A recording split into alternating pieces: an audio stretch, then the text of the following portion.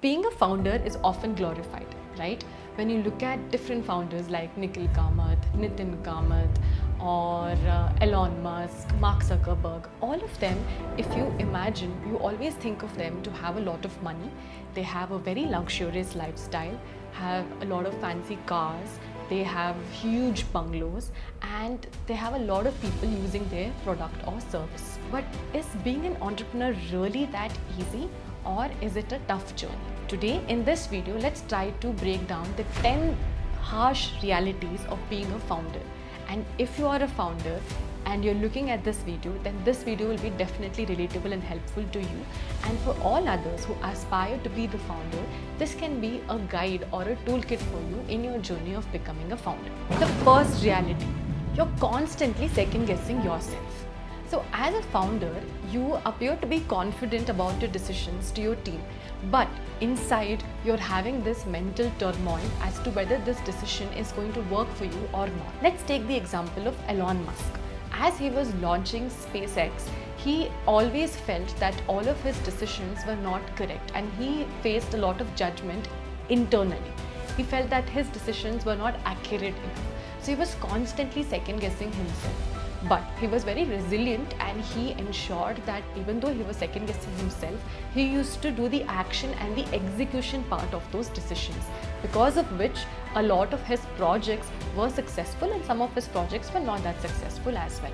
So as you're constantly second guessing yourself, there's a lot of mental pressure that you experience as a founder. The second reality of being a founder is that you're alone.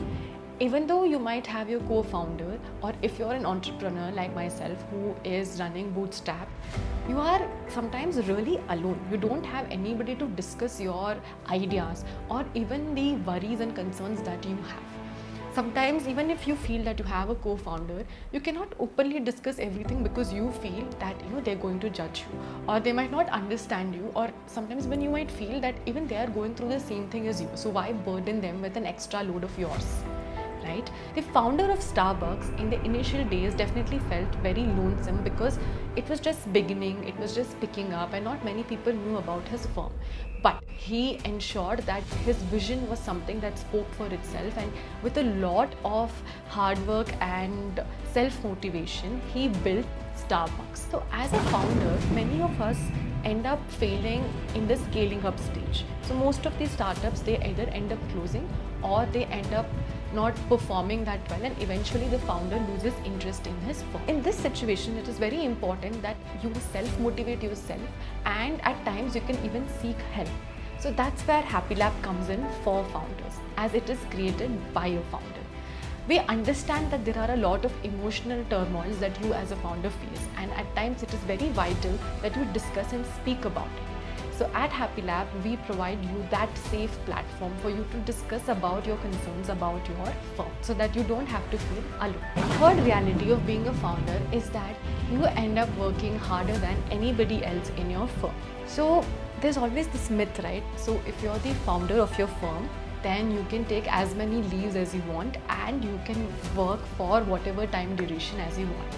But in reality, most of the founders, they work for at least 15 to 16 hours every single day, at least in the initial days when they're setting up their firm.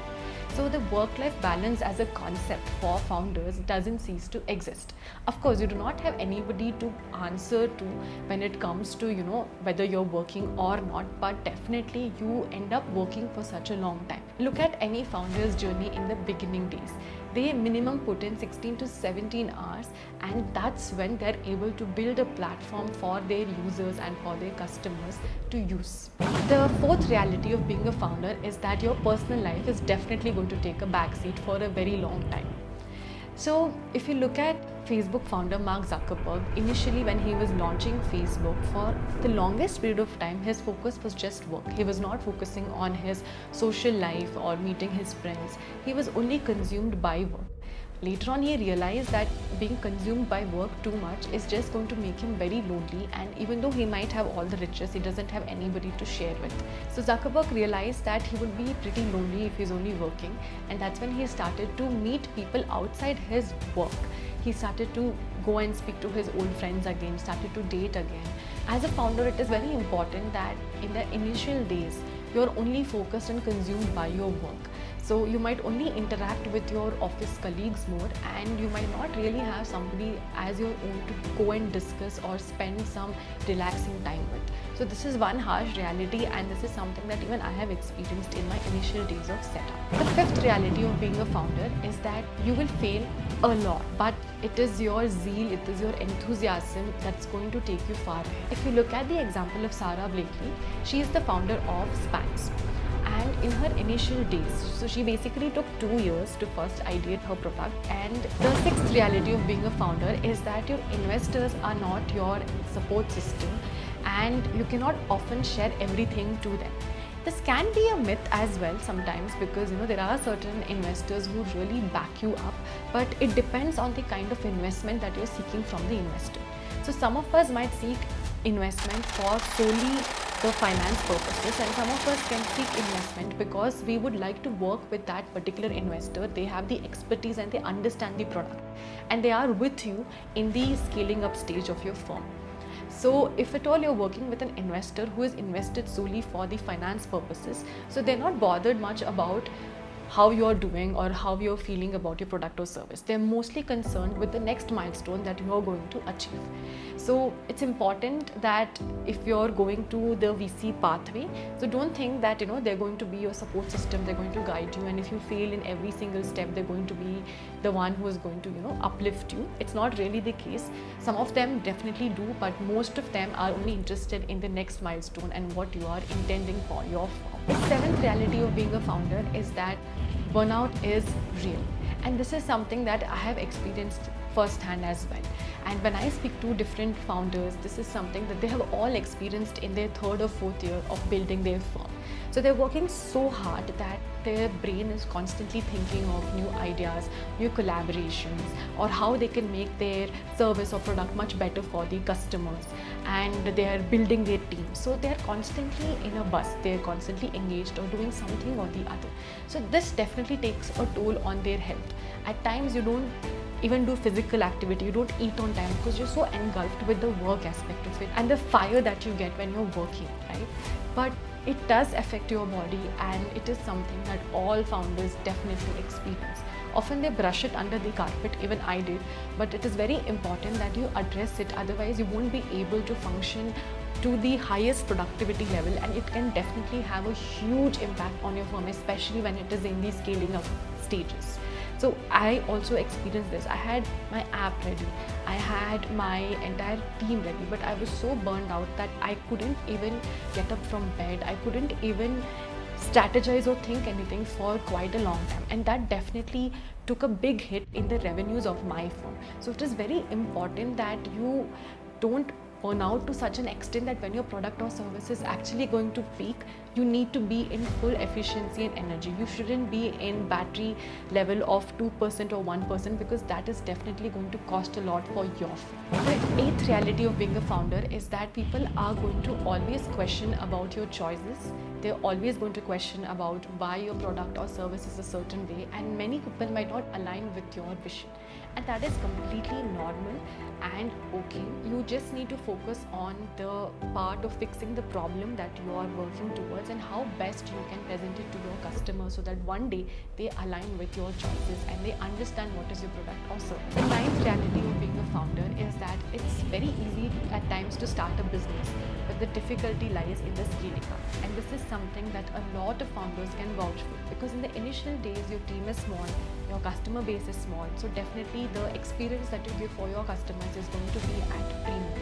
But when you expand, you end up hiring a lot of people, and sometimes even the quality checks becomes a little bit difficult to maintain, and your customer relationship and services can definitely be a little bit hampered, because you will be dealing with a lot of customers and your team might not be that used to it. So it's definitely not easy to scale up, and that is the hardest part. The mile that 0 to 1 at times is sometimes easy, but the 1 to the next 10 steps that you take is the hardest. So it's very important that when you're in the scaling up stage, you are mentally, physically and emotionally fit, because you need all the energy to push your company forward. The 10th reality of being a founder is that you need to sacrifice a lot. Sometimes it could be your personal time, it could be your physical health, it could be your me time, or so many other things that is very pivotal and important to you, just as how important your firm is. But at times you do end up sacrificing it because you feel that certain opportunities and certain meetings are so important that you need to put that above you. Well, in the initial days, a lot of founders do this, but eventually they do realize that their health and their emotional strength is very important to run the firm in a long run. So whenever you're looking at building your firm, it's important that you don't look at it from a short-term perspective, look at it in a long-term perspective, because it is a marathon, it is not a sprint race by being a founder. So I hope that discussing about these realities of being a founder is helpful, and maybe next time you look at your founder, you maybe empathize with them a little bit, because they are going through a lot, they're juggling through a lot, managing a lot of departments, and at times, yes, they might do some errors, they might be a little harsh at you, but at times we need to look at other person's perspective as well, because they are having a lot on their plate. So we can all be a little bit empathetic to our founders and try to understand from where or what is making them say such kind of statements. So I hope this video was helpful. If you like it, don't forget to click the like button, share it with your friends, and subscribe to my channel. Thank you for watching.